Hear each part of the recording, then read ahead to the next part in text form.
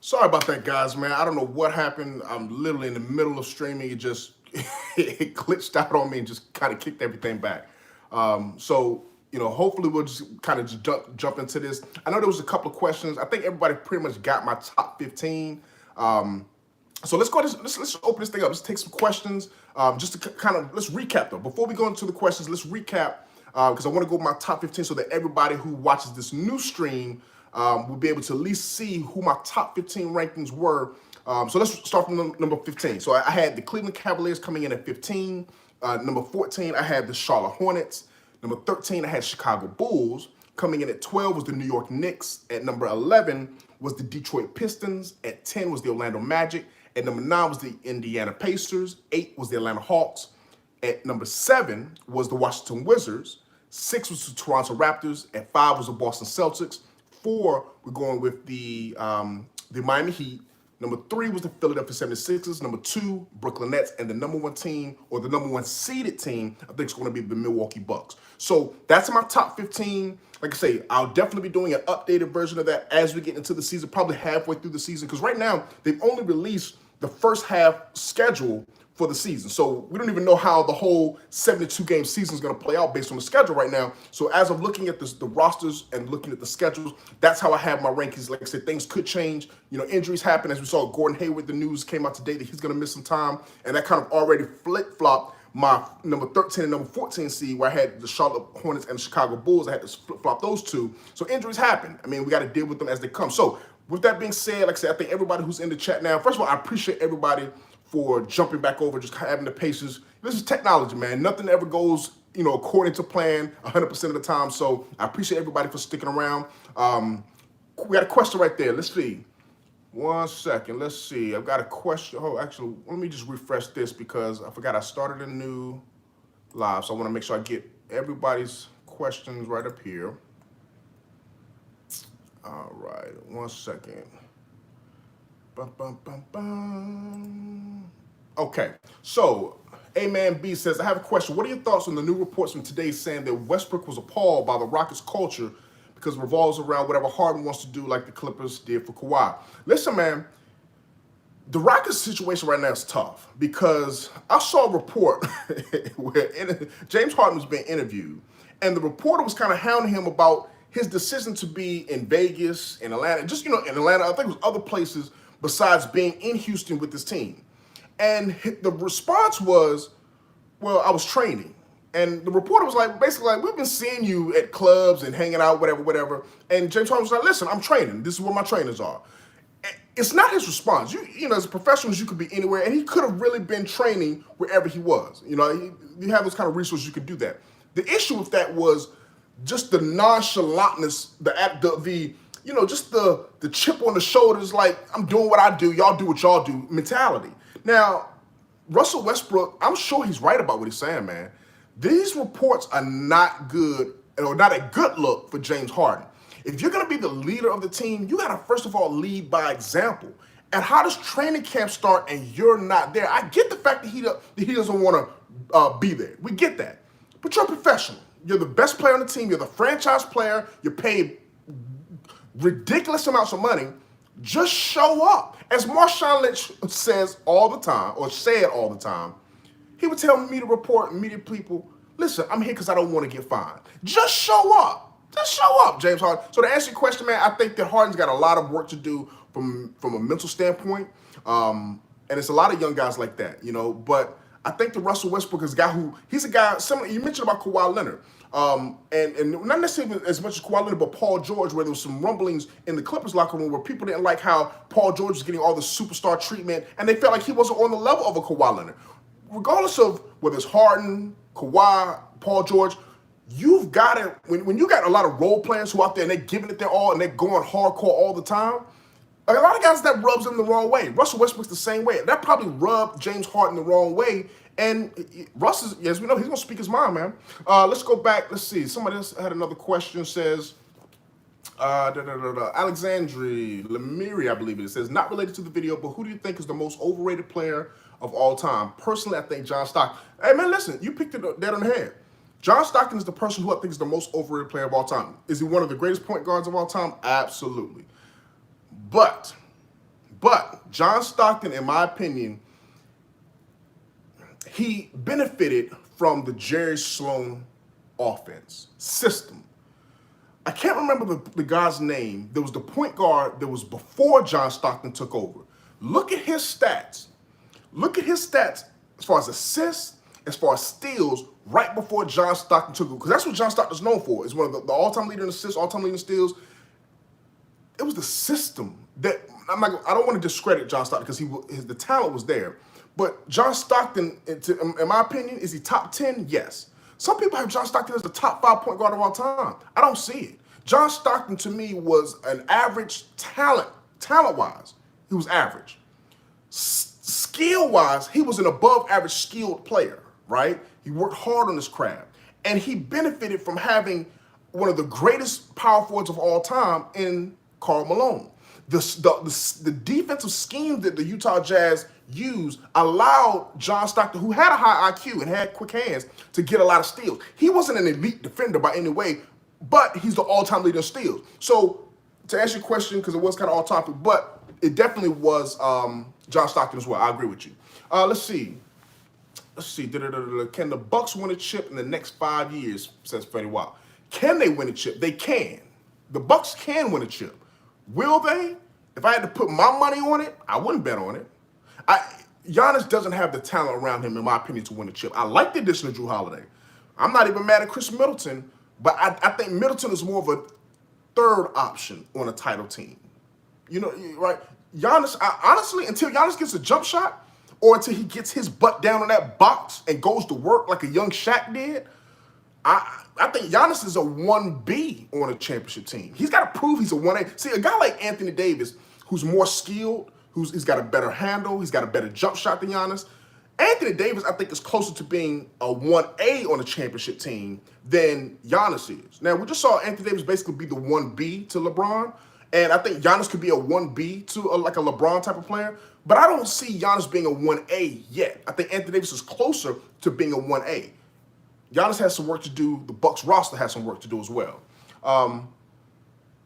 Hey, guys, listen, for those who hit the like button stuff in the other chat, I appreciate that, but because I don't know what happened with that, let's hit the like button now for this video here so we can try to get the stream back out to people. We got about 28 people now in the chat right now. Let's see if we can get everybody who's watching, whether you dislike the video or not, just everybody hit the like or dislike, one of the two. Let's get this up so that we can try to get this spread out to as many people as possible. So I definitely appreciate that.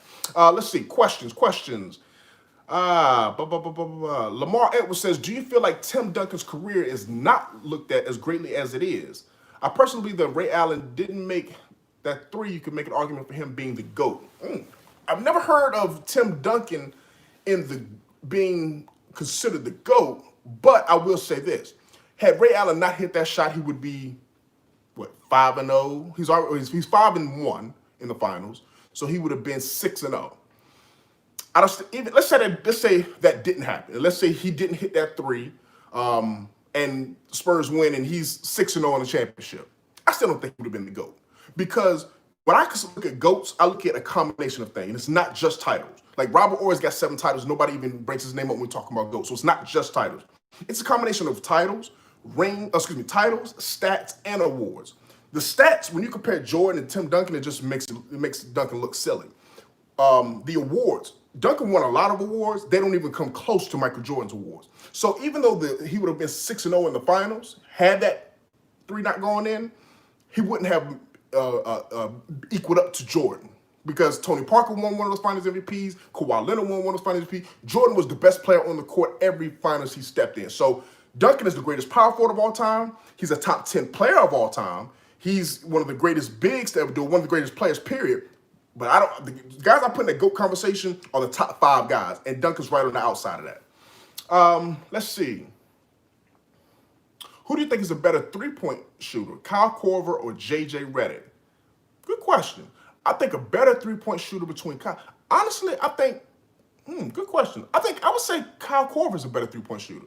He just seems like whenever he shoots, it's very rare that you see him miss. I would say Kyle Korver. I haven't looked at the numbers, but off the top of my head, I would go with Kyle Korver on that one. But hey, listen, JJ's a sniper, man. Both those guys. See, some of the best three-point shooters of all time are guys that run off screens. Reggie Miller, the Ray Allens, the J.J. Reddick's, the Kyle Korvers. But that's what makes Steph, I know this is off topic, but that's what makes Steph Curry so great, is that he can work off the ball, but he's got the handle where he can just pull up from anywhere with the ball in his hand. That's what makes him the greatest shooter of all time, is that he doesn't do it just off screens like the Klay Thompsons and the J.J. Reddicks do it. Give him the ball, and he'll just break you down off the dribble and just pull up in your mouth. So it's crazy. Let's see.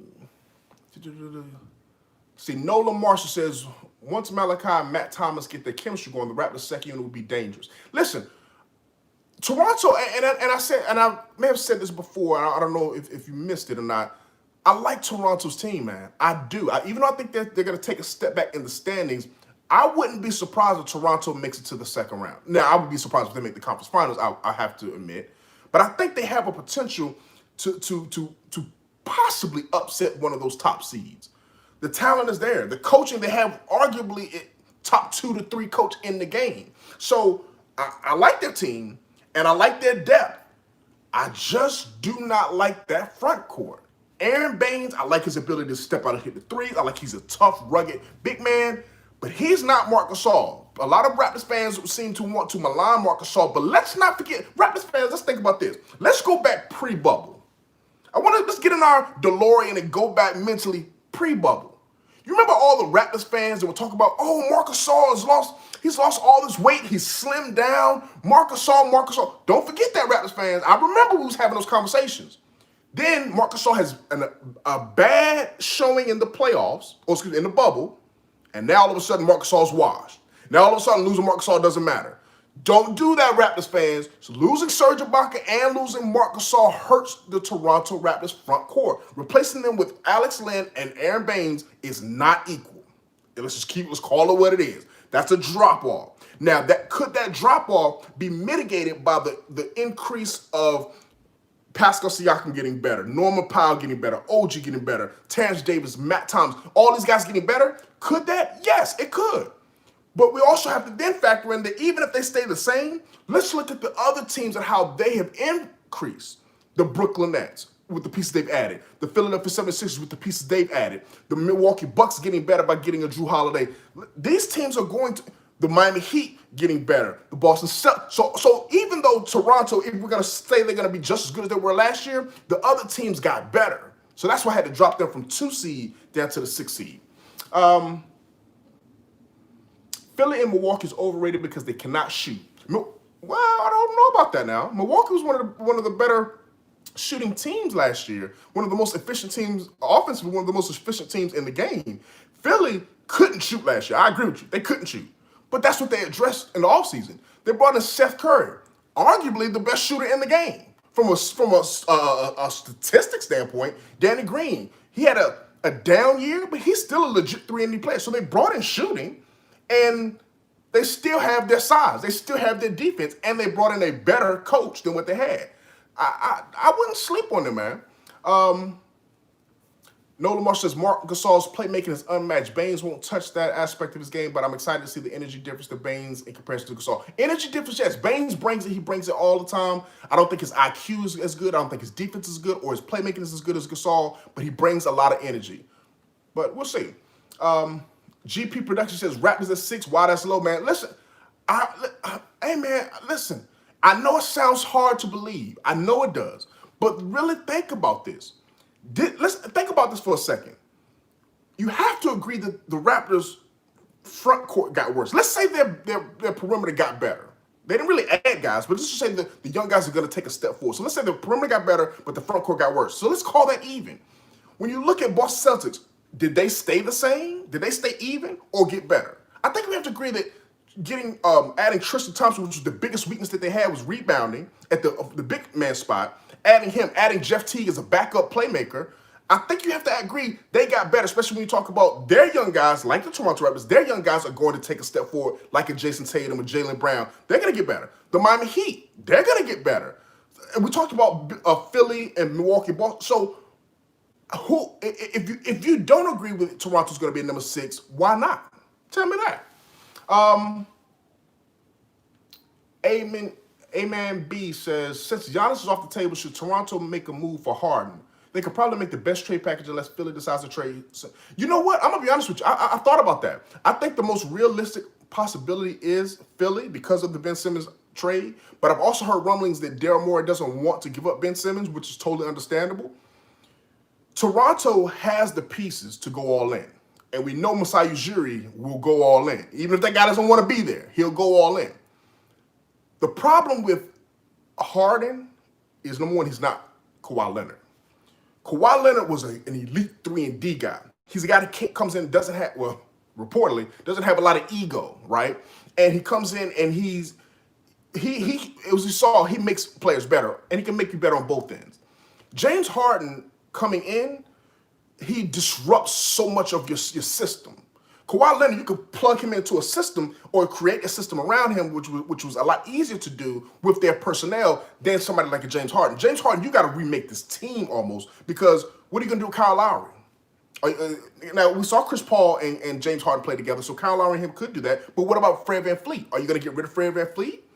Oh, possibly, but, so who are you giving up, number one? Who are you keeping? Because if Toronto's going to do it, you got to think Pascal may have to be included in that. Are you going to give up Pascal Siakam and let's say Pascal and a couple young guys? Let's say like a OG Anunoby and let's say maybe a Chris Boucher. Would you give up that package for James Harden? What's left? Are you that much better? I like this Toronto Raptors team as it is. So even though I think they would probably be number 2 in line as far as being able to make that trade, I don't think that's a trade that Masai Ujiri would even look to make, because James Harden, adding him alone doesn't make you a champion. Him alone doesn't make you a champion. And you have to break up too much of that team to make that work. See, when Masai Ujiri went and got Kawhi Leonard, Masai Ujiri was able to substitute basically like a 1-for-1. Even though Jakob Poeltl was also included in that trade, it basically was a 1-for-1 trade. And so Toronto doesn't have that kind of talent now to where you can do almost a 1-for-1 trade. You got to trade 2 to 3, maybe even 4 players to match up with James Harden. That to me is not worth it, because one of the strengths that they have in Toronto is their depth. So I don't necessarily like that. Let's see. Andrew Williams says, Hannibal, serious question. If LeBron 3-peats with the Lakers, does he pass Jordan all time? Yes. Yes. I'm a Kobe Bryant fan to the day I die. I'm a Laker fan to the day I die. But you have to, and I believe that Michael Jordan is the greatest player of all time. And I believe that until somebody passes him from their resume standpoint. LeBron James is the closest player. Right now, he's number 2 for me all time. And I've always said, in order to pass Jordan, because he's got the stats. His stats are outdoing Jordan's stats. His awards are getting close. They're on the heels of Jordan's awards. But the rings is where he falls in comparison. If he gets up to 6 rings, which he would have to, by just winning 2 more titles, he would get to 6. That's enough for me. That's enough for me. He would equal Jordan in titles. He would pass him in stats, and the awards would be close, if not maybe favoring Jordan. They would be close. I got to go LeBron at that point. So, yes, absolutely. He gets 2 more rings, and he doesn't even have to be a 3-peat. To me, if he just wins 2 out of the next 3 or 2 out of the next 4, if he gets 2 more rings, and let's say he wins Finals MVP, and definitely 1 more of those, definitely. But let's say he's got 6 rings and 5 Finals MVPs, and I would have to put him over there because the longevity. Longevity matters. And he would, yes, to answer your question, absolutely, absolutely.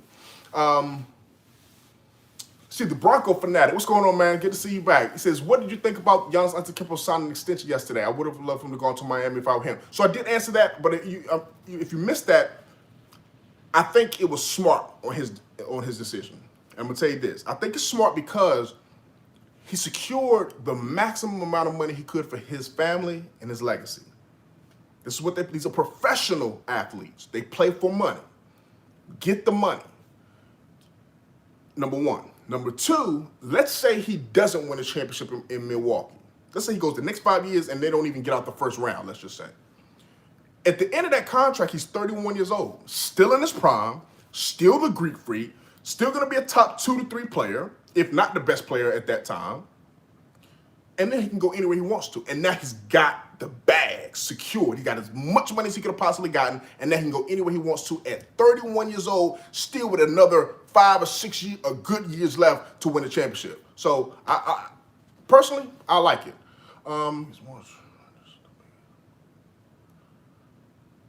Dylan Shu, that kind of language, man. The YouTube is trying to flag that comment that you made. So I'm gonna hide it because they're trying to hide it. So just kind of beware of those types of comments. Let's see. Don't forget Norm. That's right. Can't forget Norm. GP Production says Lowry, Fred, OG, Siakam, Baines, the top lineup in the East. A top lineup in the East? No, sir. I feel what you're saying, man, and I think they're going to be good. I just don't. I'm not as high on Toronto as you are. I'm not. Coulter Christian says, do you feel Giannis staying is not only good for the league, but it's also for those small market teams? No, Giannis staying is amazing for small market teams. Is it good for the NBA? Is it good for the NBA? I don't think it's good or bad for the NBA because of this. If Giannis stayed, well, as Giannis staying, it keeps him in the East, which the NBA needed. But if he was going to leave Milwaukee, he was going to stay in the East anyway. So that's a wash. If Giannis left Milwaukee, he would have likely gone to one or two places, Miami or Toronto. Those teams would have been contenders. Those two teams have larger markets. So I think it's beneficial to the NBA in either way. It's small market teams win because they're saying, listen, we're finally getting superstars that actually want to stay at home. But I think when Giannis wins, I think the NBA wins. I think everybody wins from this decision. I don't think that, if he had left, I don't think that the NBA would have lost. I just think that it would have been a different NBA. But one thing you don't want to do, the worst case scenario would have been if Giannis would have left to go to the West. It's too much talent in the West. The East needs balance, or the NBA needs balance, and the East has to keep their stars, and he's one of the best two players in the East, so him deciding to stay in the East is definitely big time. Angelo says, how do you think that the Rockets would do with Boogie Cousins and John Wall and not James Harden? The Rockets won't be anything without James Harden. Like, I've seen John Wall, and he looks good. I wouldn't say he's 100% of what he was, but he looks fast. He doesn't have the explosion off the ground as much, but that quick first step, that burst is still there to get past defenders.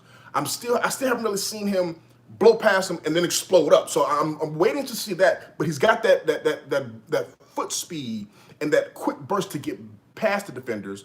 DeMarcus Cousins, he's healthy. So as long as Cousins stays healthy, he's going to be good because he was always a more skilled big man instead of a big man like Dwight Howard who relied more on his athleticism. So the Houston's going to be good if they keep that team together. But if you're saying without James Harden, they're not going to be, they may not even make the playoffs if James Harden isn't on their team. As long as if they can keep him there, reel him back in mentally, get him locked in, they'll be a top 5 seed in the West. Without him, they may not even make the playoffs. The West is loaded, man. The West is too, and that's my video for next week. Oh, excuse me. What's today? Friday. So Friday, I'm doing another live, and hopefully I can get this whole YouTube situation together so we won't have this glitch or whatever that happened. But I'm going live on YouTube, and I'm going to do my West predictions on Friday. So make sure that you stick around for that one. But yeah, we'll be talking about the Houston Rockets for sure. Let's see. Bronco Fanatic says, I think that the Wizards will get the 7th seed with Russ and Bill.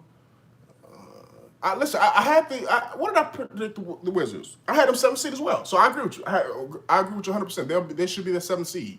Aha says, what do you think about the potential Harden, Giannis, or Curry duos? Would they win a championship in the current NBA? And are they better than LeBron and AD? Well, the Giannis-Curry duo, I don't even think is a possibility. A lot of people have talked about that, and that was the big rumor all offseason was, Giannis going to go. Golden State doesn't have the assets to get Giannis. You're not going to, Milwaukee, let's be very clear. The only way he would go to Golden State is if there's a trade. Milwaukee just showed they want to give him every dollar they could. They're not going to trade him. So the only option would be, and Golden State's not going to trade Curry. So there's no way for those two players to match up. Houston could trade Harden. And so what would a Giannis-Harden duo look like? That would be scary. Listen, if Milwaukee wants to go to the finals, they need to get James Harden for a couple reasons.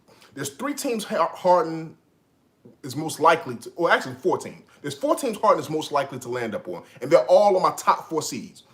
That's Milwaukee, Brooklyn, Philly, and Miami. He's going to be on one of those 4 teams. Whichever team gets him is the clear favorite to go to the finals.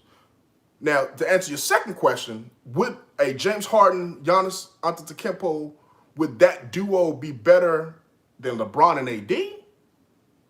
Not a chance. LeBron is still the best player in the game. Anthony Davis, even the lowest rating you could put Anthony Davis is what? 5? Maybe 6? I don't even know what 5 players you would put over him. So let's just say 5. I think I rank Anthony Davis number, what I have him, like 3 or 4? I think he's like number 4 for me. So I got Anthony Davis around that 3-4 range.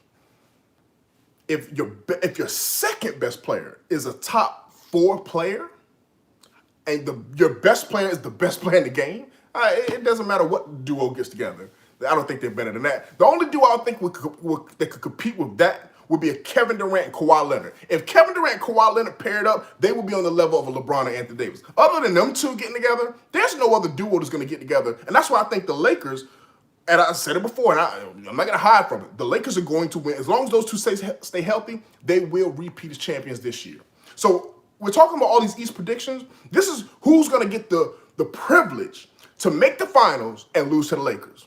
That's what we're talking about. Who's going to be the one team out of the 15 Eastern Conference teams to make the finals and lose to the Lakers? Because you're not beating the Lakers as they're currently constructed. Have you seen this Lakers team? Did you see how they demolished the I don't want to get too much of that. The Lakers and Phoenix play tonight, but the first 2 games, no LeBron, no Anthony Davis, and they've been putting their foot in the Clippers. So so I don't want to. We'll talk about that on Friday because that's going to be more Western Conference. We'll get into that. Let's get back to the East. Let's see here. What kind of time we got? We're going to do a couple more questions here. Our man says, if KD three-peats, can he pass LeBron? Absolutely not. Well, let's think about that. If KD was a three-peat, actually, hold on. I'm gonna entertain that. Well, let me think about that. If Kevin Durant three-peats, that means that he has 5 championships. That means he would have done something LeBron has yet to do, which is three-peat. He would have won his 2 at Golden State, which people kind of question, but a championship's champion. He was the best player on the court, and he beat LeBron twice. If he three-peats, the most likelihood is he will have faced LeBron again and will have beaten him at least once, if not twice. So yes, if Kevin Durant three-peats, I would put Kevin Durant over LeBron. I mean, how could you not put? If think about that, if he goes to Brooklyn and can win 3 in a row with Kyrie Irving, remember LeBron couldn't win more than 1 with Kyrie Irving. If Kevin Durant wins 3, I would have to put him over LeBron. Now I think that's far-fetched, but if it happens, yeah. Let's see. Let's get a couple more questions in here, man. A couple more questions. Hold on now. Let's see. We got a couple people who didn't hit that like button. Hey, once again, if you want to support the channel to help this thing grow, the free way to do it is hit the like button, share. Like I said, if you don't like it, hit dislike. If you don't like anything I'm talking about, hit dislike. It helps the YouTube algorithm. I don't know why that works that way, but if you like it, hit the like button. Let's get that up as much as possible. I appreciate all your donations. Those Matthews, I know you sent a super chat earlier. If you want to financially support, you can send a super chat. You can send a PayPal donation. Whatever you want to do, like I said, if you don't have the money, I totally understand that. Hit that like button, share it. That helps this channel grow, and I appreciate everybody who's watching in. Let's get a couple more questions, then we're going to wrap this thing up. Let's try to tailor the questions to the topic. Let's try to tailor the questions to the Eastern Conference because on Friday I'm going to get into Western Conference and I'm going to give my predictions on the standings there, which is going to be a much better video because I think the West is so loaded. And like I said, I don't know what happened with this glitch, but Eastern question. If you have an Eastern Conference question, let's go ahead and load those questions up. I want to get a couple more questions to answer before we get out of here. Let's see. Do I think that KD and Russ will ever get back together on the same team? Not a chance. Not a chance. Do you think that Milwaukee's going for any mid-season trades, says the Frightening Flame? Actually, the Frightening Flame, I don't know if this is your first time on the channel, but if it is, welcome to the Ballaholic Nation. Go ahead and subscribe to the channel if you haven't already done so. If you have, I appreciate it. To answer your question, do I think that Milwaukee's going for any mid-season trades? I think they have to keep their eyes open. I mean, their team is not even though I have them as the #1 seed, I don't even think they're going to the finals. The team that I'm picking to go to the finals, as I said, as of today, would be the Philadelphia 76ers. They're my dark horse, my sleeper team that nobody's talking about. They would be my pick to go to the finals. So, yes, I think Milwaukee needs to look to make a trade. But they've got limited assets. You're not going to trade Drew Holiday. You're not going to trade Giannis. Chris Middleton, are you going to really trade him? I don't necessarily know what that trademark would be. So those top three guys, I don't think they're going to trade them. And what else would they have to trade? You got DiVincenzo, who they tried to make a trade to get Bogdan Bogdanovic. So I think they showed their hand that they want to add that fourth guy, right? They showed they want to do that. And what they were willing to give up, they kind of put out there. But I don't know if they're going to have the assets to do that now that trade fell through. I don't even know if they still have Ilyasova. So I don't know what moves they can make. I have to look at their roster and their cap space. But I think they need to be looking to make one because right now that's not a championship team. Let's see. Solomon Keita, welcome to the show. Welcome to the Baller Hall of Nation. If you haven't subscribed, make sure to do so. Hit that like button. He says, what do you think the Raptors should do next? Great question. I did a video previously on the Raptors. What should the Raptors do next? Well, with Giannis gone, they locked up Bam, right? This is tough, man. I'm excuse not Bam. That's Miami. What they need to do is what I talked about in my last video. They need to go in 2021 and lock up the best big man who's going to be available, which would be Rudy Gobert. Rudy Gobert is going to be on the market this summer, and I think that's the big man they need. Aaron Baines is not your future center. Chris Boucher, as nice as he is, as young as he is, he's not going to be their starting center for the future of a championship team. If you get Rudy Gobert and sign him, I think you put him beside Pascal Siakam. You got Van Fleet. You keep these young guys, OG Anunoby. Now they become a defensive juggernaut. That's the move I think that Toronto needs to look to make an offseason. Now that Giannis is off the table, they need to go out there and try to get Rudy Gobert. If you can get that big man there, I think that changes everything. Now, Utah, I'm sure they want to keep him, but there was a rift between him and Donovan Mitchell potentially, so we don't know if they're going to keep that, if they're going to try to move in the other direction, if they don't have success this season. So we have to see. But he is a free agent in 2021, and that would be the guy who should be at the top of their list now that Giannis is gone. Let's see. Clippers versus Nets, Sam Jr. I don't understand the question. Oh, that must be your prediction. Carry on. Hey man, I appreciate the super chat, Carry on. Thank you so much. Definitely appreciate that. Angela says, who will beat Milwaukee in the playoffs? Great question. Milwaukee, I have them as the #1 seed. Brooklyn, I have as the 2 seed. Philly as the 3 seed. For those who saw my video last week, I don't have Brooklyn in the Eastern Conference Finals. I've got the Philadelphia 76ers facing the Milwaukee Bucks, and I got Philly beating Milwaukee. Now, you may say, well, why? So think about this. I'm going to tell you why I got Philadelphia. Look at how they match up. Going against Giannis, you've got legitimate big men. Think about what's giving Giannis problems. Go back to Toronto from last year, because that was the last time we saw Giannis healthy in the playoffs. Go back to how Toronto beat them. They put Kawhi Leonard on him. They had Serge Ibaka and Marc Gasol behind him, and Siakam out there and set a wall. Philly has those big defenders to do the same type of thing. You could put Ben Simmons on him, who's basically 6'9", 6'10". You could have Joel Embiid behind him. You could bring Dwight Howard to come off the bench to play behind him. You could sometimes put a Tobias Harris, who's not a defender, but just a size to kind of be able to kind of double. But Ben Simmons will be the primary defender on Giannis. So then you look at the other guys. Okay, Chris Middleton. I think Tobias Harris and Chris Middleton kind of match up. They could almost cancel each other out. But how does Milwaukee guard Embiid? Right? You're not going to put Giannis on him. I think that so you got Brook Lopez. Is Brook Lopez, is he going to be your answer? I don't know. Adding the shooting that Seth Curry and Danny Green brings, I think is, and then you think about the defense of like Matisse Thybulle. This Philly team's got a lot of defense, and adding Doc Rivers, he's going to be able to scheme against somebody like a Giannis Antetokounmpo.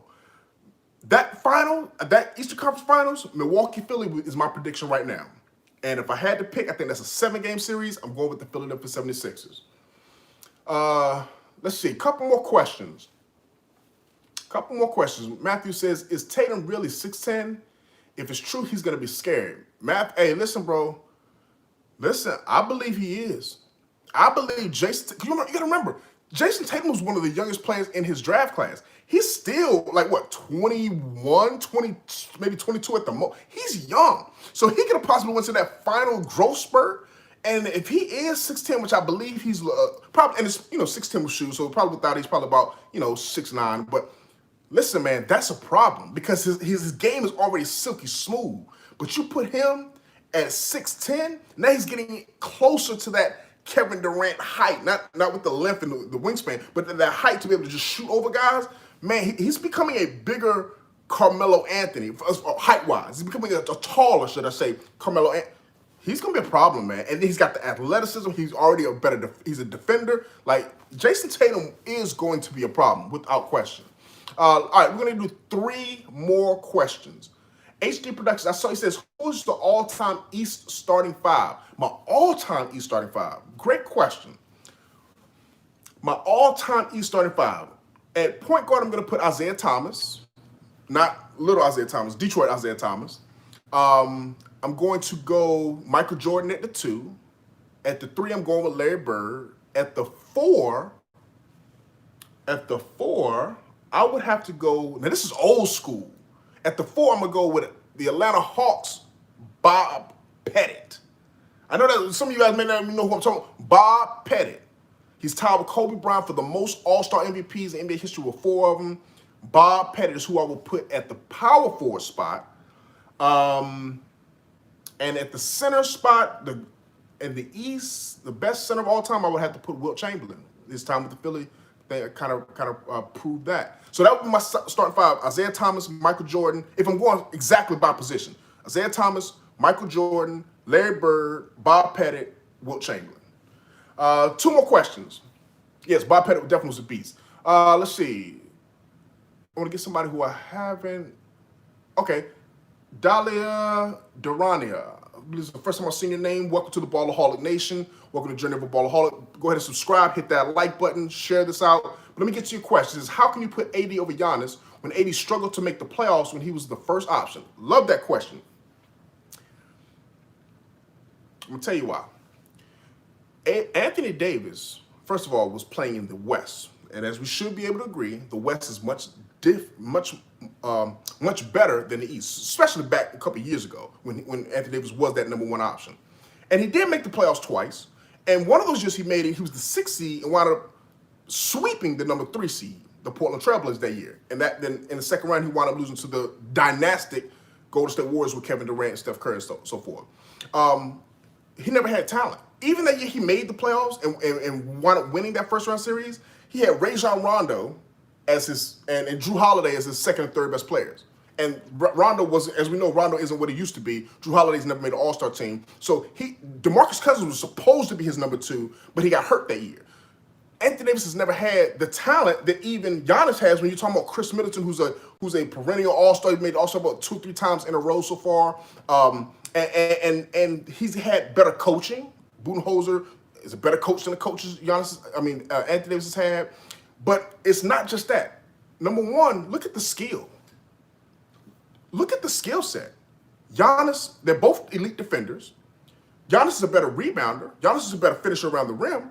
But handle, shot creation, shot shooting, just in general, he's more skilled. So he's a more skilled player. And then I think his game translates in the playoffs better than Giannis does because of his skill set. Listen, in the regular season, Giannis is probably one of the most dominant players in the game today. Regular season. But playoffs basketball is different, and that's where great players are made in the playoffs. What has Giannis ever really truly done in the playoffs? Look back at Anthony Davis' numbers in every single series he's ever played in. He's dominated every single series. Every one. Because you can't guard him inside, outside. He can dominate on both ends. Giannis dominates on both ends, but you can scheme against him by just setting a wall because he can't shoot. So his limited skill set has stopped him from maximizing his potential. If he gets a jumper, he could be the best player in the game. He'll be even better than Anthony Davis. But as of today, that's just not there yet. 2 more questions. Gene says, what if KD went to Miami instead of LeBron with D-Wade? Okay, I'm not going to answer that question. It is an Eastern Conference question, Gene, but I want to stay more to, let's let the last two questions be more so about today's NBA, the 2020, because this is a prediction video. So I know I've kind of been all off topic, which, I love to chat with you all, but since we're only down the last two questions, let's tailor these questions to the 2020-2021 season. Buckets of epicness. I haven't seen you answer the question today. Do you think the Orlando Magic should trade Nikola Vucevic? Why not? He's their best player. You're not going to win a championship with him. I say trade him, get worse, get you some draft picks, get you some young players, get you a higher lottery pick, and just start over. What are you going to do with Vucevic as your best player? You're not going to win anything, so absolutely trade him. Ahmed says, will LaMelo be the rookie of the year? Yes, absolutely. People are critical of any of the Ball brothers, but LaMelo Ball, to me, is the best all-around player in the draft. And have you seen, think about this, even in game one, where he didn't score 1 point, he went out there and affected the game in different ways. 10 rebounds, and has some of the most beautiful passes you've seen from a rookie in a long time. He's got eyes coming out of the side of his head, the back of his head, the top of his head. He sees the court so well, and his passes are pinpoint, so he's going to pass the ball well. He's going to, at he's 6'8" now, and still growing. He rebounds extremely well. He's not one of those rebounders that just the ball is shot and it just falls right into his lap and he's running and he gets credit for rebound. No, he jumps with the trees and gets amongst the men to go rebound. I think he's going to be a good rebounder. He should easily average about 6 or 7 rebounds. Assists should be in that 7-8 range. And scoring wise, I think he's going to average double-digit scoring. So you're talking about somebody who could potentially give you one of those Ben Simmons type numbers where he's around maybe 14, 7 and 7 as a rookie. How many rookies are going to outdo that in the rookie season? I think he's rookie of the year, man. All right, last question. We'll do two more. We'll do 2 more. Troy Costics says, hold on one second. Let's go back up. He says, why do you think the Pacers will go from the 4 seed to the 9 seed? Great question, man. The talent is there. I don't trust the health of that's one of the, think about how many guys that had to miss time for injuries. Them, I don't question their talent. They actually have good coaching. I don't trust their I don't know if it's the medical staff. I don't know if it's just, I don't trust those guys to stay healthy. I don't.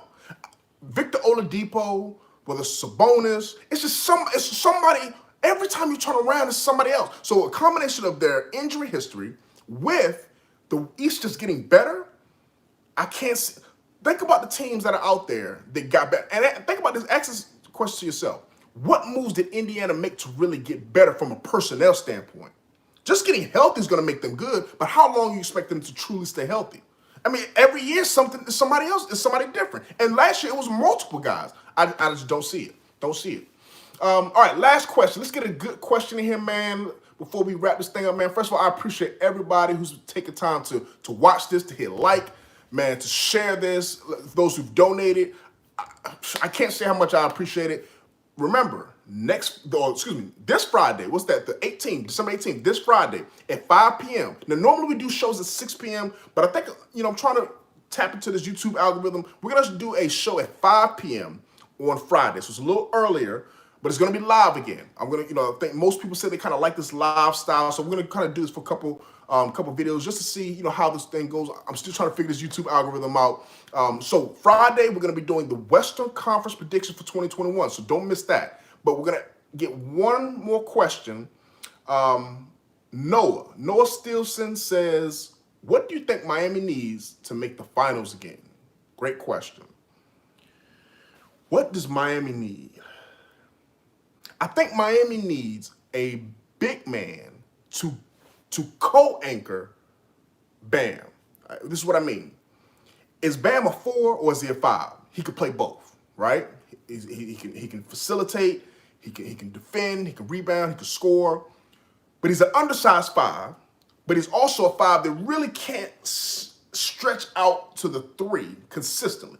So whether you're going to play him at the 4 to 5 doesn't matter, but whoever's going to play next to him has got to be better than what they have. Losing Jay Crowder hurts them because he was good at what he did, but they need somebody better than that. I don't know what Myers Leonard, the Kelly Olynyk's, not going to get it done. You lose Derrick Jones Jr., you lose Jay Crowder. I think that hurts them at that forward spot. They've got to get somebody to play beside him because the perimeter is like that. You got Tyler Hero, Duncan Robinson, Jimmy Butler, Dragic, Kendrick Nunn, then they bring in Avery Bradley. Their perimeter's loaded. Look at the front court. It's Bam, and then it's a bunch of nobodies. Myers Leonard, Kelly Olynyk. It's not good enough. So that's what they need to, if they want to get, because think about this. Look at the big men they're going to have to go against. Look at the three teams that I put over them. Philly, Brooklyn, Milwaukee. That's Giannis and Brook Lopez. That's the 4-5. You got Ben Simmons and Embiid, the 4-5. You've got Kevin Durant, DeAndre Jordan, the 4-5. Bam's out there by himself like, what do y'all expect me to do? I need some help out here. You see what I'm saying? So Bam is the worst of all those three teams. He's the worst of all of those players as far as all of the stars on those players, on those teams. So, and then his front court mate is worse than everybody else that I named. So, I don't know, man. They got to get some help there, man. We'll take one more. We'll take one last one, and that'll be it. One last one. Let's see. Let me get it. One last good question. Oh, C. Karen, you definitely left a super chat, so I want to make sure I get your question. You'll be the last one since you donated to the channel. I definitely appreciate that. So, C. Karen says, is there any older star players on a contending team the Bucks could trade that might push them over the edge, like a DeRozan, a Griffin, or Love? The Bucks. So let's think about what the Bucks need. That's a great question. Great question to end on. Is there an older star player that a contending team that the Bucks could trade for to push them over the edge? So let's look at what they have and what they need. Brook Lopez is kind of in that role where he used to be a star and he's kind of older, and they have him beside Giannis. I think Brook Lopez is one of the most perfect centers to play alongside of Giannis. Let's start there. He's a big man who can defend the paint on defense, and he's an offensive player who can stretch you out on offense, so he opens up the paint for Giannis to dominate. So you don't want to get rid of Brook Lopez. Then you're looking at Chris Middleton, and then you're looking at who's that? DiVincenzo, and then Drew Holiday. So the weakness on this team is at that two-guard spot. That's where Wesley Matthews was, and that's where they were trying to put Bogdan Bogdanovic, and they then weren't able to get him. So now they're going to start DiVincenzo with Middleton at the 3 and Drew Holiday at the 1. So the weakness is at that 2 spot. So to answer your question, what kind of player should they be looking for? Is that 2 guard. So when you mentioned DeRozan, that makes sense from the position standpoint. His game doesn't necessarily make as much sense because he's not a 3-point shooter, and you want to have as many floor spaces around Giannis as possible. But I like that if DeRozan was a guy they got, depending on what they gave up, it makes a lot of sense. Somebody else, another name that you could throw out there would be somebody, let's see, at the 2 guard position. You don't want to go, because like I said, you don't want to give up too much of your depth to get him. So I'm trying to think, like Bogdan Bogdanovic would have been so perfect. Even though he's not a star, he would have been so perfect. Milwaukee would have been my pick to go to the finals had they been able to secure that trade with Bogdan. He was the perfect player that they needed. A guy who could get his own shot, he could play off the ball.